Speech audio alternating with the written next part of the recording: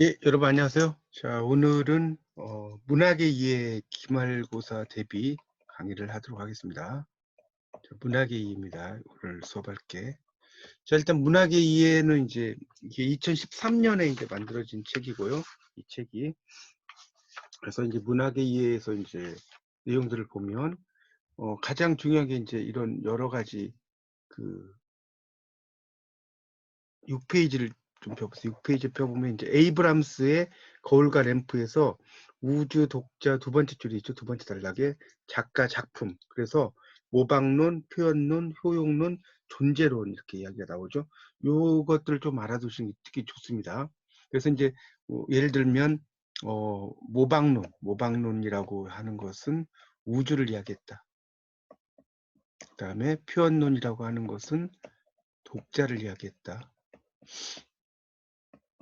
자, 그 다음에 효용론이라고 하는 것은 작가를 이야기했다.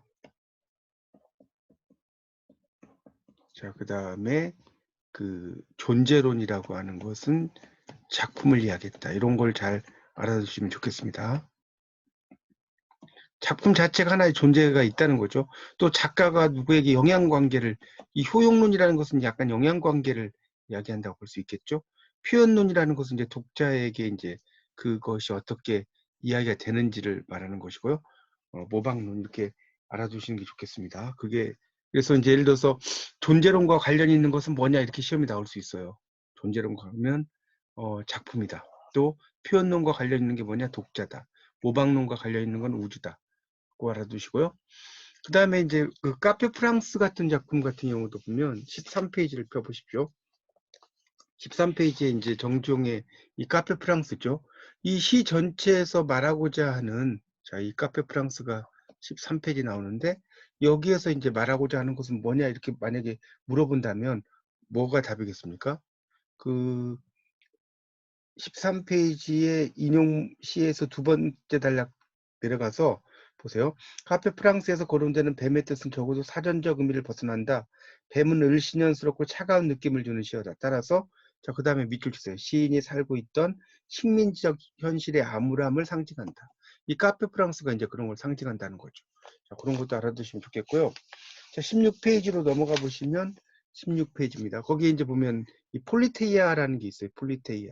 이 폴리테이아라는 게 이제 그 정신의 고귀한 부분이 예술로부터 받아들이는 것이 참된 쾌락이다. 이런 것을 이야기를 하는 거죠. 그 16페이지를 보세요. 16페이지. 폴리테이아라는 게 나오죠. 거기 그 16페이지의 두 번째 단락에서 한 10줄 정도 쭉 내려가면 끝에 이런 말 나오죠. 플라톤은 그 쾌락의 질이 예술적 표현의 질과 깊이 관련 있는 것이라고 생각하여 폴리테이아에서는 저급한 감정을 자극하는 예술을 배척한다.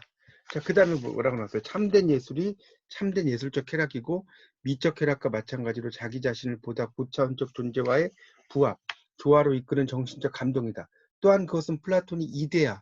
자, 이데아라는 게 바로 이상향이죠. 여기 가로를 묶어놓으세요. 16페이지에 지금 밑에서 네 번째 줄이에요. 간주할 때 체험하는 순수한 정신적 신비 중에서 가장 아름답다고 말한 것이다. 이야기를 하고 있습니다. 그래서 이제 이 내용도 알아두시면 좋겠고요. 그 다음에 이제 아리스토텔레스가 말하는 그 개연성, 있을 법한 일이죠. 이 개연성이라고 하는 것은 뭐냐? 바로 그냥 허구가 아니고 의미 있는 허구다. 이런 것도 이제 알아두시면 좋겠습니다. 그러니까 있을 법한 허구니까 의미 있는 허구라고 볼 수가 있죠. 이건 여러분 교재 22쪽을 펴보시면 22쪽에 그 두 번째 줄에 개연성의 법칙이라고 나왔죠. 개연성. 그러니까 개연성이라는 것은 있을 법한 일이죠. 개연성이라는 게 있을 법한 일이니까 이 결국은 의미 있는 허구죠. 거기 그 22쪽에 여섯째 줄부터 볼까요? 즉담부터 보세요. 허구의 세계를 예술가가 꾸며내지만 무의미한 허구가 아니라 의미 있는 인간의 진실성을 담고 있는 보편적 세계를 만들어내는 것이다. 자, 그러니까 결국 이게 뭡니까? 있을 법한 허구라는 거죠. 의미 있는 허구라는 거죠. 그렇게 답을 찾으시면 됩니다. 자, 그 다음에 이제 공리설을 이야기할 때 특히 톨스토이가 많이 나오죠. 23페이지를 펴보시면요. 23페이지에 톨스토이가 나올 거예요. 톨스토이. 이 톨스토이는 당연히 이제 공리설인데 바로 뭐예요? 예술 가만론, 예술 감화론이죠. 예술 감화론. 자, 23페이지에 두 번째 단락에서 그 네 번째 줄 보세요. 대표적인 견해가 톨스토이의 예술 감화론이다. 위대한 문학은 독자들에게 삶의 지혜를 줄 수 있어야 되고 인생의 감화를 줘야 된다. 그래서 만약에 시험에 공리설과 밀접한 관련 있는 게 뭐냐라고 하면 예술 감화론 이렇게 보시면 되겠습니다. 그렇게 이해하시면 되죠. 자, 그 다음에 이제 시험 문제 이런 게 나올 수 있어요. 보기 중에서 나머지 색과 다른 것은 뭐 이렇게 시험에 나올 수가 있는데, 그, 만약에 이제 그, 보시면, 격정의 자발적인 범람. 이런 경우는, 자, 격정의 자발적인 범람. 이런 경우는 이제 27페이지, 그러니까 27페이지를 한번 펴보세요. 27페이지. 존재론이 나오죠. 존재론. 존재론에서는 뭐예요? 동적인 구조. 그 4번 존재론에서 그 9째 줄 내려가 보세요. 동적인 구조에다 비춰주세요. 동적인 구조가 하나 나올 거예요. 그 다음에 동적인 구조. 그 다음에 거기서 4줄 내려가면 문학 유기체설이라는 게 있어요. 그 문학이라는 것은 긴밀하게 연결돼 있다는 거죠. 문학 유기체설이라는 게. 자, 그런 것이고 거기서 이제 또 마지막 단락의 첫째 줄에 자율적인 기호 나오죠. 자, 이런 것들이 바로 존재론하고 관련이 있는 거죠. 그런데 만약에 격정적 감정의 자발적인 범람, 흘러넘침, 이거는 워즈워드의 어떤 견해죠. 워즈워드가 이야기하는 그런 그 내용을 볼 수가 있겠죠. 그러니까 이것은 결국 뭡니까? 표현론이죠. 표현론. 자, 여러분 26페이지를 펴보세요. 26페이지를 펴보시면 26페이지에 워즈워드 그림이 나오고요. 거기 이제 첫 번째 단락의 밑에서 한 5줄 내려가면 작가의 사상과 감정을 밖으로 나타내는 것이 문학인 것이다. 낭만주의 시의 대가인 워즈워드는 이 과정을 시는 격정적 감정의 자발적 범람 여기다 붙였어요. 이게 바로 이제 표현론이죠. 표현론. 자, 이 표현론 다시 앞으로 가시면 25페이지를 펴보십시오. 자, 25페이지에 보면 이제 표현론이라고 하는 게 있죠. 표현론 다시 두 가지로 나눠지죠. 하나는 영감설, 또 하나는 장인설입니다. 자, 이렇게 볼 수가 있습니다. 그러니까 영감설이라고 하는 것은 어떤 영적인 감흥을 받는 것이고요.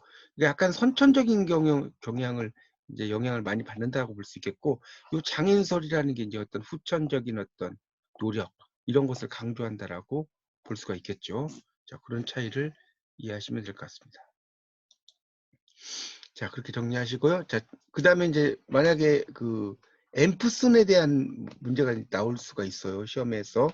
여러분 교재 182쪽을 펴보세요. 182쪽을 펴보시면 신비평이라고 써져 있고요. 신비평. 그 다음에 제일 마지막 줄에 보면 앰프슨은 애매성이라고 있을 거예요. 나오죠. 마지막 줄에 182쪽입니다. 그래서 앰프슨이라고 하는 사람과 앰프슨과 애매성을 여러분이 잘 알아두시는 게 좋습니다. 다 애죠. 애로 시작되죠. 그래서 애매성 이런 의미로 쓰입니다. 우리가 이제 그 앰비규어티란 말 많이 쓰지 않습니까? 시라는 것은 여러 가지 의미를 가져야 된다. 앰비라는 게 둘이란 뜻이에요. 둘. 그러니까 두 갈래 길 이런 것처럼 하나의 시가 여러 가지 의미를 가지고 있다는 것을 말하는 거죠. 그렇게 정리할 수 있습니다. 자, 그렇게 정리하시고요. 그 다음에 또 그 뭡니까? 그 시적 텍스트는 의미가 아니라 문맥에 따라 성립되는데 체계들의 체계고 관계들의 관계다. 이런 그 이야기가 나올 거예요. 자, 그렇게 이제 그를 이야기하는 것들이 나오죠. 로트만입니다. 로트만. 거기 이제 러시아의 기호학자 187쪽 첫째 줄 보세요. 로트만은 시적 텍스트를 의미가 문맥에 따라서만 성립하며 유사성과 대립들에 의해 지배되는 층진 체계로 봤다. 이런 말 나오고요. 그래서 이제 결국은 이제 그 체계들의 체계 좀 내려가다 보면 187쪽에 그 위에서 쭉 한번 내려가 보세요. 187쪽에 위에서 내려오면 로트만에게 시적 텍스트는 체계들의 체계이며 관계들의 관계이다란 말이 있을 거예요. 위에서 한 10줄 정도에 나오죠. 로트만입니다. 로트만.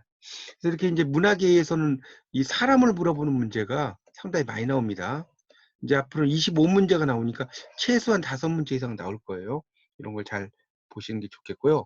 그 다음에 사회 문학 작품의 구조와 사회 구조의 상동관계 이런 걸 이야기한 사람이 바로 골드만이죠. 골드만.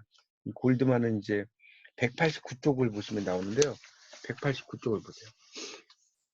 189쪽을 보시면 거기 이제 그 두 번째 단락에 세 번째 단락이 나오죠. 골드만에 의하면 문학 사회학이라는 것은 넓게 말해서 작품이 집단의식의 표현이다 이렇게 이야기를 하고 있고요. 그래서 이제 그 문학 사회학에 대한 이야기를 쭉 하는데 결국은 이제 이 골드만이 이야기하는 것은 그 작품 구조와 사회 구조의 상동관계 서로 같다는 거죠. 자, 그러니까 이런 것을 이야기하는 것이 바로 그 뭐겠습니까?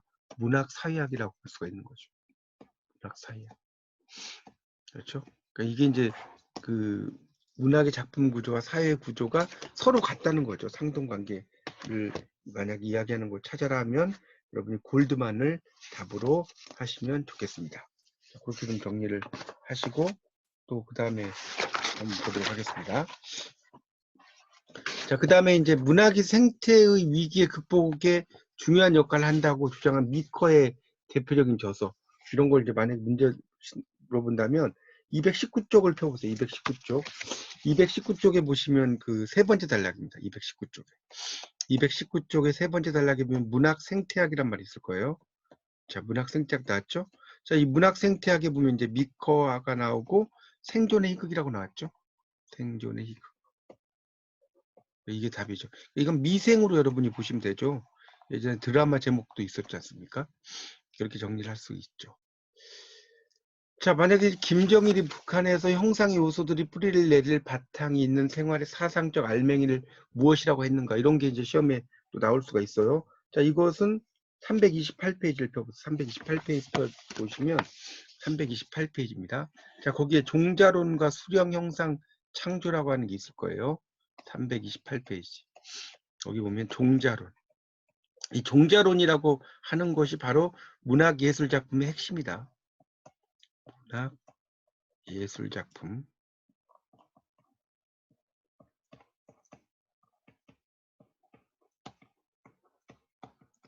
이게 종자론이라고 볼 수가 있어요. 그래서 그 김정일이 영화예술론에서 제시한 이론이고 여기 특히 이제 종자라는 게 나오죠. 종자라고 하는 것은 문학예술 작품의 핵이다. 그렇죠? 그래서 구체적으로 말하면 작가가 말하려는 기본 문제가 담겨 있고 형상의 요소들이 뿌리내릴 바탕이 있는 생활의 사상적 알맹이다. 이런 말 나오죠.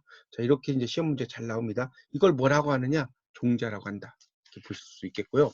자, 만약에 이제 그 345쪽을 한번 펴보세요. 345쪽을 펴보시면 이제 이런 문제가 또 나올 수 있어요. 자, 여기 이제 보면 예를 들어서 북한의 1990년대 소설로서 아버지와 아들 간의 애정관의 차이로 인한 갈등을 통해 신세대들의 새로운 가치관을 보여주려고 하는 거. 이게 바로 정현철의 삶의 향기죠. 자, 345페이지의 마지막 단락을 보시면 단편 소설인 정현철 나오죠. 이 정현철의 삶의 향기. 삶의 향기란 말 나와요. 자, 이 삶의 향기라고 하는 것은 뭡니까? 그 옆에 나오죠. 아버지와 아들 간의 애정관의 차이로 인한 갈등을 통해 세대 간의 갈등, 이성 간의 문제, 주부의 역할과 사회적 위상 뭐 이런 것들을 보여준다고 나오죠. 자, 이렇게 시험 문제 나올 수 있습니다.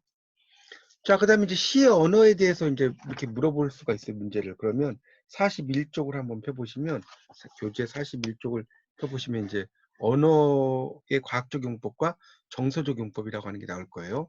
그러니까 이제 그 시의 언어에서는 정서의 전달이 중요하다. 맞죠? 시는 정서. 그 다음에 그 참과 거짓을 구분할 수 있는 언어다. 자, 참과 거짓을 구분할 수 있는 언어는 이거는 뭡니까? 진술의 언어거든요. 진술의 언어.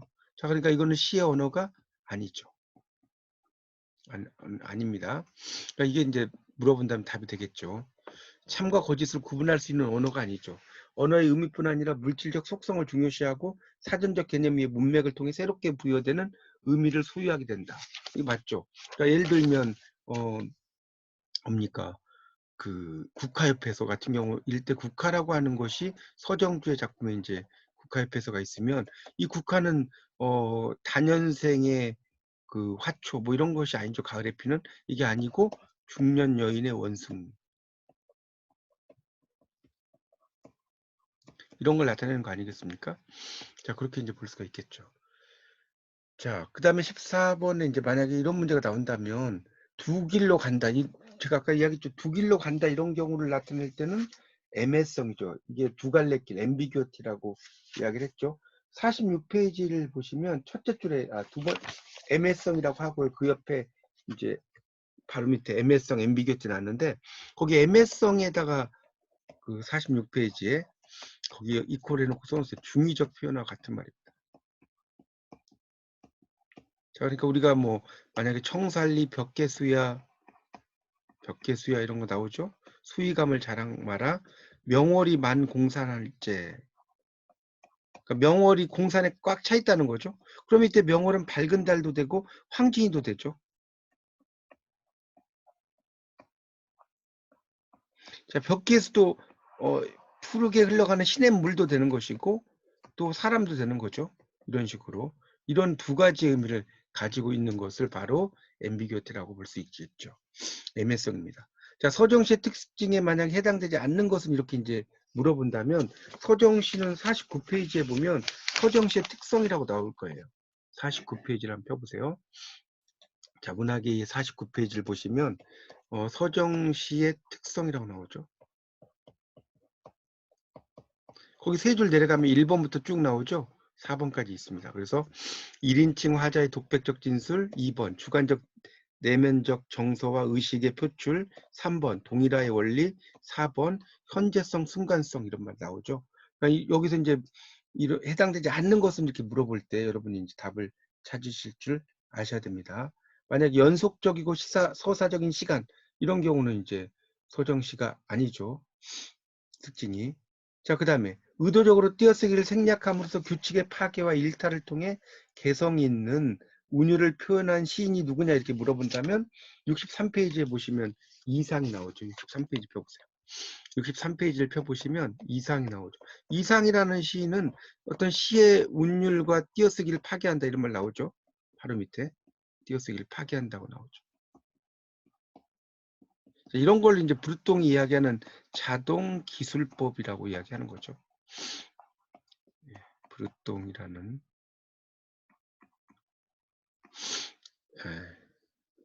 사람의 이제 비평가 겸 신이죠. 자, 그래서 이상이고요. 자, 이미지의 유형이 다른 하나는 이렇게 이제 만약에 물어볼 수 있어요. 그러면 68페이지를 펴보세요. 68페이지를 펴면 이미지의 유형이 나올 거예요. 근데 이미지의 유형은 지각 이미지라는 게 1번 보시면 나오죠. 지각 이미지가 쭉 나와요. 그 다음에 72쪽에 넘겨보시면 비유적 이미지와 상징적 이미지가 있어요. 나오죠? 그러니까 지각이라고 하는 것은 우리의 그 감각이지 않습니까? 감각, 지각이라는 게 감각이니까 이거는 당연히 청각, 뭐 후각, 근육감각, 시각, 미각 이런 게 다 지각에 들어가는 거예요. 자, 이걸 제외한 게 비유적 이미지와 상징적 이미지. 그러니까 다른 하나를 찾으라고 한다면 당연히 뭐겠어요? 비유적 이미지가 답이 되겠네요.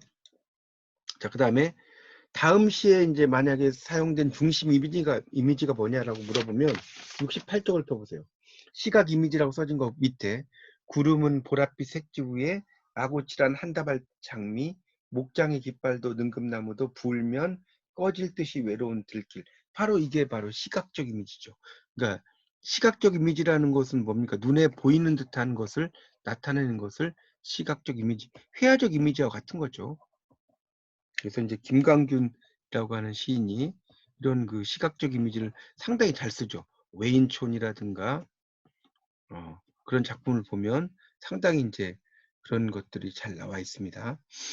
자, 그 다음에 이제 다음 시에서 주로 사용된 비유, 군중 속 얼굴들의 환영 이렇게 나오는 시가 있죠. 축축한 검은 가지 위에 꽃잎들. 자, 이런 시가 만약에 있다고 하면 이거는 교재 85쪽을 펴보세요. 85쪽입니다. 자, 85쪽을 펴보시면 치환은유와 병치은유라고 나오고 있고요. 자, 85쪽입니다. 거기에 이제 보면 에즈라 파운드가 나왔죠. 자, 이 에즈라 파운드의 시가 나오는데 이 에즈라 파운드의 시가 바로 병치은유예요. 그러니까 병치라는 것은 나란히 둔다는 뜻이에요. 나란히 둔다. 나란히 둔다는 거예요. 그래서 영어로는 이제 juxtaposition이란 말 쓰는데 나란히 두는 거죠. 동일한 어떤 이미지를. 자, 그러니까 이게 병치은유라고 볼 수가 있겠죠. 그러니까 지하철에 있는 사람들의 모습하고 이제 꽃잎들하고 이제 연결시켜서 한 쌍의 이미지가 상관관계가 이제 표현되어 있지는 않죠. 그러니까 치안은유의 경우처럼 원관념과 보조관념의 관계를 이루는 게 아니고 독립적인 상태를 유지하고 있다는 거죠. 한 쌍의 이미지를 그냥 대조시켰다는 겁니다. 군중들과 꽃잎들 이렇게 이해하시면 되겠습니다. 자, 그렇게 정리하시면 될 것 같고요. 그 다음에 이제 상징에 대해서 이제 만약에 시험이 나온다면 89쪽을 펴보시면 그 상징과 은유라고 하는 게 있을 거예요. 만약에 상징에 대한 설명으로 옳지 않은 거, 원관념이 표현에 드러나 있거나 쉽게 유추할 수 있다가 아니죠. 거기 그 89쪽을 보시면 상징과 은유라고 있을 거예요. 상징과 은유. 상징과 은유에서 4줄 내려가 볼게요. 자, 은유는부터 보세요. 은유는 원관념이 표현에 드러나 있거나 문맥을 통해 쉽게 그 원관념을 유추할 수 있는 반면 상징에서는 원관념이 불가시적인 사상이나 관념 혹은 정서적인 세계에 뿌리내리고 있어 고차원적인 유추가 필요하다라고 나왔죠. 그러니까 은유가 잘 드러나는 거니까 그런 것들도 알아두시고 그 다음에 이제 경수필에 대해서 이제 시험에 이렇게 나올 수가 있겠죠. 그런다면 이거는 이제 여러분 230페이지를 펴보세요. 자, 230페이지를 펴보시면 교재 230페이지입니다. 자, 거기에 이제 보면 스필에 대한 얘기가 쭉 나오죠, 스필. 근데 이제 보통 경수필이라는 것은 가벼운 것이고 중수필이 약간 무거운 거라고 이제 볼 수가 있습니다. 그러니까 우리가 이렇게도 이야기를 할 수 있죠. 어떻게 이야기하냐면 이 스필이라는 것에서 이제 중수필, 이 중수필이라는 게 공식적이다 해서 포멀 에세이라고 그래요. 그리고 경수필이라고 하는 거 있죠, 경수필. 이 경수필은 인포멀 에세이죠. 공식적이지 않은 수필이니까. 이렇게 이야기를 할 수가 있겠죠. 그래서 이 경수필의 특징이라고 하는 것이 이제 뭐냐라고 나오는데, 자, 그 베이컨형의 수필, 이 베이컨과 관련된 것은 이 수필 중에 이제 우리가 그 형식 중에 중수필로 들어간다라고 볼 수가 있습니다. 그 베이컨은 중수필이고요. 그러니까 이거는 여러분이 이제 외우실 때 중배라고 생각하시면 돼요. 중배. 그 중수필 베이컨 있죠? 그렇게 이제 이해를 하시면 이 스펠에 대해서 여러분 좀 이해하시기가 쉬울 것 같습니다. 그래서 보통 우리가 이제 이렇게 좀 정리를 좀 필기를 좀 하십시오. 229쪽의 여백에다가 우리가 이제 몽텐 유형이 있고 그 다음에 베이컨형이 있다. 그래서 몽텐 유형이 경수필이고 베이컨형이 중수필이에요. 그러니까 김중배의 다이아몬드 할 때 나오잖아요. 그렇게 이제 이해하시면 되죠. 베이컨. 그리고 그 이 경수필은 뭐예요? 정서적, 신변적 이런 이야기를 다루고 있고 중수필은 지적이고 사색적인 걸 다루죠. 그 다음에 경수필이라고 하는 것은 또 뭐겠습니까? 개인적인 감성과 정서죠. 개인적인 감성과 정서. 자, 이 중수필이 어떤 지적 사색적이고 보편적이고 또 논리적이고 이성적인 것을 다룬다라고 볼 수가 있겠습니다. 자, 그런 내용으로 볼 수가 있죠. 그래서 베이컨이고요. 보편적 논리와 이성 이것도 맞죠. 그 다음에 추상적인 문제 같은 것을 다루죠. 뭐 인생은 무엇인가라든가 이런 것들을 이제 다룬다고 볼 수가 있습니다. 자, 그러니까 4번이 답이 된다고 볼 수 있죠. 자, 그 다음에 수필의 특성에 해당하지 않는 것을 이렇게 또 문제가 나올 수가 있어요. 이 수필은 231쪽부터 보면 수필의 특성이라고 나올 겁니다. 큰 것만 보시면 그 밑에 보세요. 정제된 언어 나오죠? 그 다음에 233쪽에 무형식의 형식, 234쪽에 제재의 다양성, 235쪽에 고백의 문학 이렇게 나왔죠? 자, 그런 것들과 관련되지 않는 거, 제재의 제한성이 아니라 제재의 무한성이죠. 제재가 끝이 없다는 거죠. 다양성, 234쪽이 나왔죠. 그러니까 제한성이라고 만약에 나오면 틀리는 거죠. 자, 그 다음에 공통으로 들어갈 단어 이런 걸 이제 만약에 물어볼 수가 있어요. 자, 287쪽을 써보세요. 287쪽을 펴보시면, 자, 287쪽을 한번 펴보세요. 자, 거기 이제 보시면, 거기 이제 둘째 줄에 시문학지를 중심으로 활동한 시문학파. 자, 여기다 가로를 묶어보세요. 시문학지를 중심으로 활동한 시문학파. 자, 그래서 시문학파를 이야기하는 거죠. 이게 순수한 서정시에 대한 뚜렷한 의식을 지니고 있고, 참신한 감각적인 어떤 표현을, 그러니까 이제 언어의 조탁. 거기 다섯째 줄에 보면 언어의 조탁과 음악성 밑줄 쫙 쳐놓으세요. 여기에 이제 중심된 게 시문학이죠. 이 시문학이란 건 일종의 순수 18하고도 보통 이야기를 합니다. 순수함을 이야기했다는 거죠. 자, 소설의 연원에 대한 설명을 이제 물어볼 수가 있어요. 그런 경우는 102페이지부터 104쪽을 한번 펴보세요. 102쪽. 여러분 교재에 102쪽을 펴보시면 이 소설에 대한 이야기가 나올 거예요. 나오죠. 근데 한자 문화권에서는 근대 이후에 등장한 개념이다라고 이제 만약에 물어본다면 그게 아니죠. 이 소설이라고 하는 것은 상당히 옛날부터 근대 이후가 아니라 상당히 옛날부터 이 소설의 개념이라는 것이 나옵니다. 그런 개념. 이 소설은 심지어 그 장자도 이 소설에 대한 이야기를 하고 있습니다. 그런 걸 좀 알아두시면 되죠. 그래서 이제 이 동양에선 상당히 오래됐다는 것을 이야기를 하시면 됩니다. 장자라는 책에도 이 소설에 대한 이야기라고 하는 것이 나온다. 그렇게 좀 정리를 하십시오. 동양에서는 사실성과 기록성을 중시하는 작은 이야기를 가리켰다. 맞죠? 동양에서는 그 작은 이야기죠. 이게 큰 이야기면 대설이겠죠?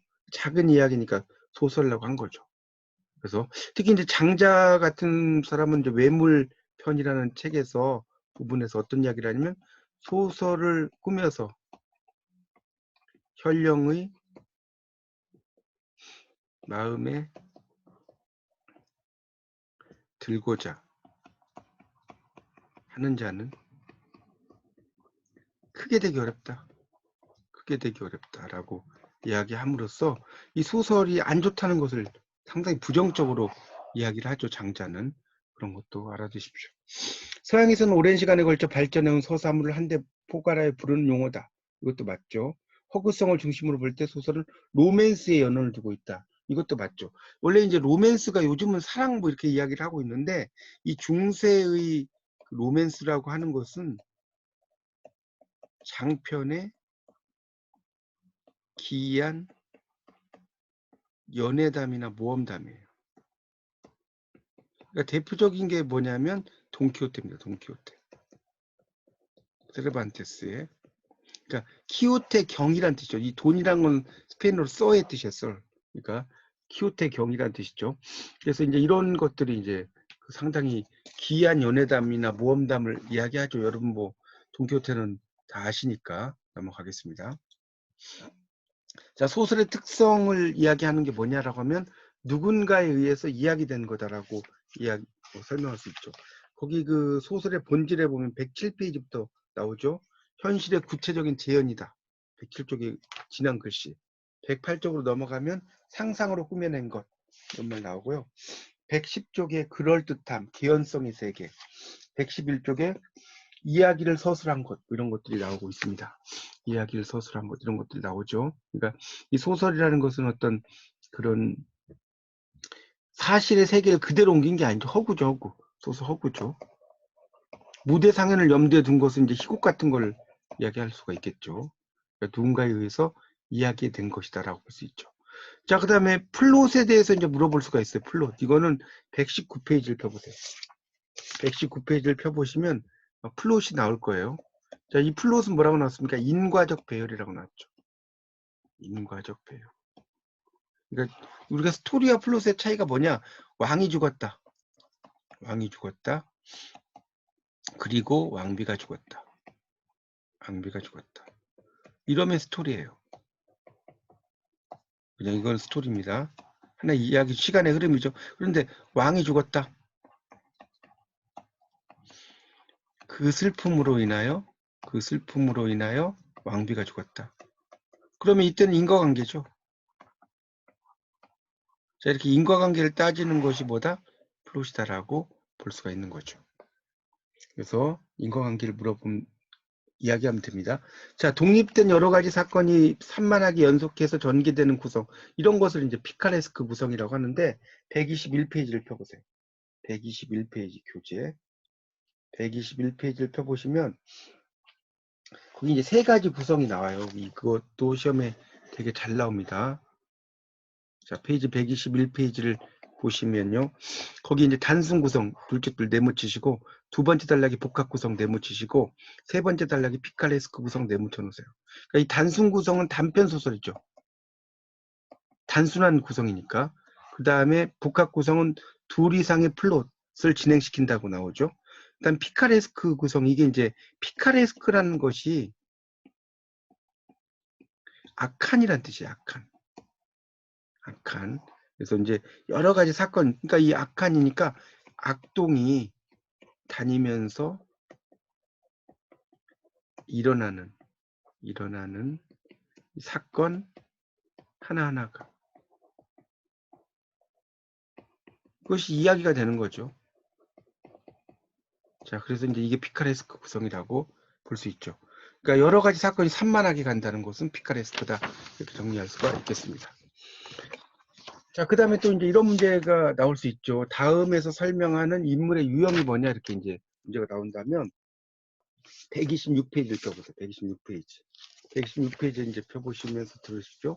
자, 인물의 특징적인 한 면만이 집중적으로 제시되고 쉽게 알아보고 기억하기 좋은 장점이 있다.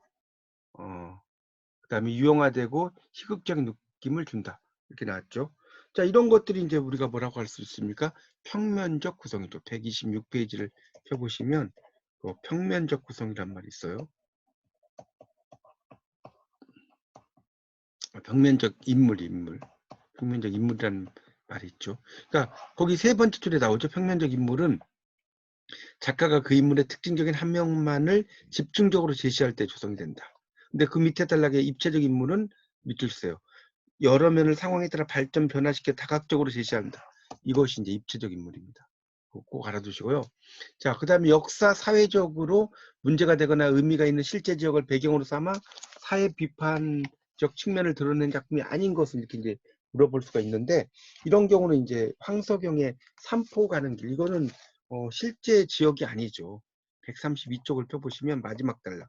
이 황석영의 삼포 가는 길에서 이 삼포라는 것은 산업화로 변해버린 공간, 이렇게 써놓으세요. 자, 그러니까 이 삼포는 실제 공간이다 아니다? 아니라는 거죠. 실제 공간이 아니에요. 삼포라는 것은 공간이 아닙니다.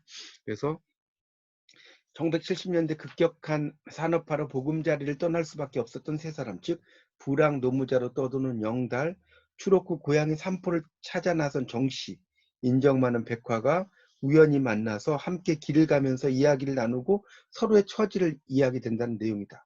이런 말 나오죠. 그래서 이제 삼포는 실제 어떤 공간이라기보다는 그냥 하나의 가상적인 어떤 그런 공간이라고 볼 수가 있겠습니다.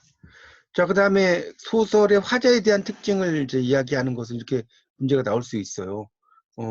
근데 이제 이거는 129쪽을 좀 펴보시면, 거기 129쪽에 이제 그 아쿠타가와 유노스케의 코라는 작품이 있어요. 코라는 작품 있죠. 자, 여기서 나오는데 50을 넘긴 나이구는 어릴 적부터 궁중 승려가 된 지금까지 내심 처음부터 이 코 때문에 고민을 하였다. 물론 겉으로는 지금도 별로 신경을 쓰지 않고 있는 것처럼 하고 있다. 이것은 불덕을 쌓아 사람들의 추앙을 받고 있는 승려의 몸이 코로 고민을 하고 있는 것이 좋지 않아서만 아니다. 그것보다는 오히려 자신이 코로 고민을 하고 있는 것을 사람들에게 알리고 싶지 않아서다. 이렇게 나오죠. 그래서 이 작품의 특징은 뭐예요? 직접적으로 인물에 관한 정보를 요약해서 제시하고 있는 그런 특징이라고 볼 수가 있습니다. 그러니까 이 작품이 이제 나오는데 이 코의 첫 부분이라는 거죠, 이게. 그래서 이제 여기 보면 주인공 나이구가 129쪽에 인용 네 줄 내려오면 15cm가 넘는 기이하게 긴 코로 인해 생활을 할 수 없을 정도다. 그래서 코를 짧게 하려고 쥐참외를 다려먹고 지의 오줌을 코에 발라보는 등 온갖 방법을 써보다가 결국 제자가 알아온 끔찍한 방법에 따라 코를 짧게 만든다. 그러나 이전에 그를 흉보지 않던 사람들이 짧아진 코를 보고 도리어 드러내어 웃고 흉을 본다. 나이고는 다시 코가 길었던 때가 그리워지고 어느 날 아침에 다시 길어져서 코가 행복을 느낀다. 이런 내용이라는 거죠. 그래서 이제 그런 내용인데 이런 작품 속에서는 이제 정보들을 이제 요약하면서 제시하고 있다라고 볼 수가 있겠죠.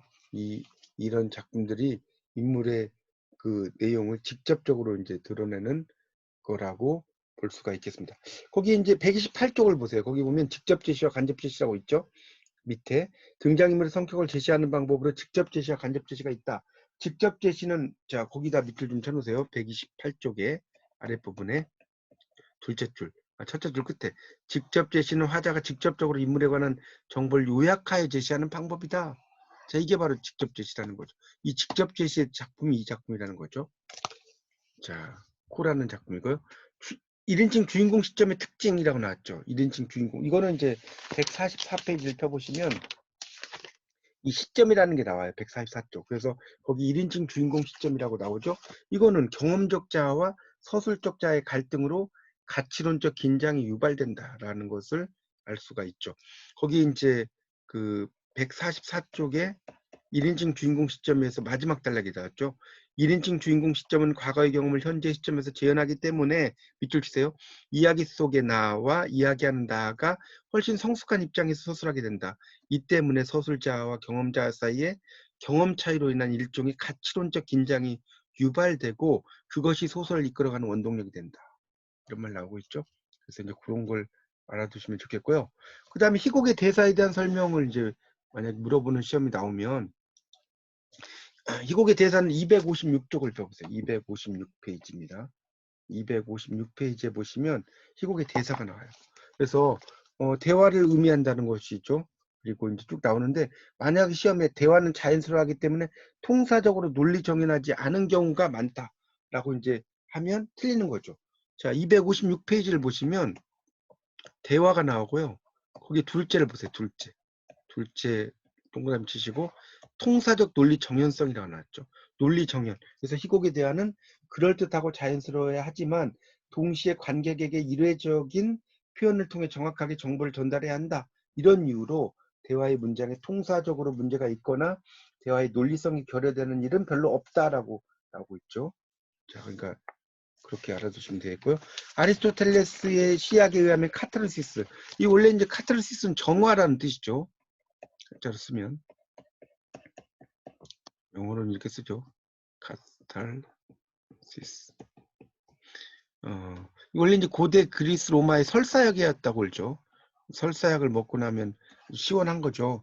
그런 의미로 이제 쓸 수가 있는데, 이거는 263페이지를 한번 펴보세요. 263페이지를 펴보시면 263페이지입니다. 거기 이제 보시면 이제 비극이라고 하는 게 나오고요. 제일 밑에 비극의 효과라고 나왔죠. 그래서 아리스토텔레스는 비극을 정의하면서 비극을 지켜보는 관객들은 주인공과 함께 감정을 나누다가 카타르시스를 느낀다. 연민과 공포라는 말 나오죠. 불쌍히 여기는 거, 공포 하면서 카타르시스죠. 그러니까 이게 답이죠. 연민과 공포. 둘째 줄에 연민과 공포 동그라미 쳐놓으시고요. 이광수의 계몽주의 문학을 비판하고 예술적 자율성을 강조했고 최초의 순수문의 동인지 창조 이야기한 사람 누구겠어요? 바로 김동인이죠. 이거는 306페이지를 펴보세요. 306페이지. 그럼 교재 306페이지를 펴보시면요. 김동인 나오죠. 그 사회와 개인의 인식에 대한 전망 바로 밑에 나왔죠. 김동인은 이광수의 계몽주의를 비판하고 예술적 자율성을 강조한 작가다. 그리고 창조의 창간을 주도했다는 것이 나오고 있습니다. 자, 그 다음에 이제 35번 문제, 만약에 이제 이런 문제가 나온다면 경제력을 상실한 룸펜이 아내의 내객 때문에 시작된 외출을 통해서 근원적인 소외와 절망을 느끼는 거. 자, 이게 바로 314페이지로 넘어가시면 314페이지 넘겨보세요. 거기 넘겨보시면 이제 두 번째 단락이 나오죠. 당시로는 매우 전위적인 작품을 내놓았던 이상의 작품은 거의가 자전적인 작품이고 좌절한 지식인의 모습을 그리고 있다.